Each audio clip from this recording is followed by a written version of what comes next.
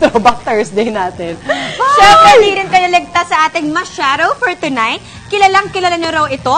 Sino itong singer na minsan raw ay nilapitan ng isang fan para makapagpa-picture pero napagkamalan siya bilang si Aubrey Miles? Imbis na ipahiya ang fan na nagpa-picture, pinanindigan na lang daw ni singer ang sinabi ni fan at nag-chest out na lang para mas convincing na siya nga si Aubrey. Sino si singer? Singer siya. Chef? Teka nga! Pa-profile nga ako! Shares? Fred Chef? Teka nga! Sorry, nahihirapan ako sino to. Nahihirapan ka?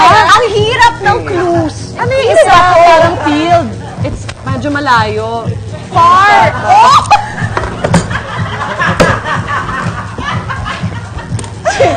Sino to? Hindi mo kilala yan?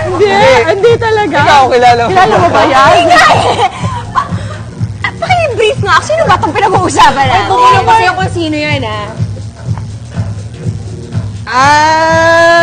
Bakit? Papasa naman na Aubrey As Miles. in, ganun din ka-sexy yun. Ang kulay ng balat, ganun Correct, din. Chinita. Ang hair, ganun din. Parang kahit ako yun din yung gagawin. Diba? Pwede ko bang ikwento? Sige, sige. Bakit may alam ka rin dito? Oo, kasi ano eh, medyo Close kayo. Ayan. Close kayo. Nasa airport kasi siya, itong babaeng ito. At papunta siya ng isang show. So may lumapit na guy na gusto magpa-picture eh.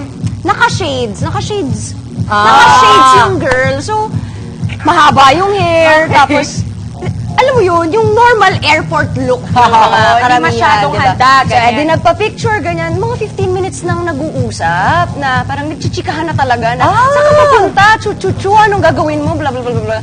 O, di natapos na 15 minutes, ganyan. Maya-maya sinabi niya, maraming salamat po, Miss Aubrey. Fan na fan mo talaga ako. Pwede ba? Para ako natunaw.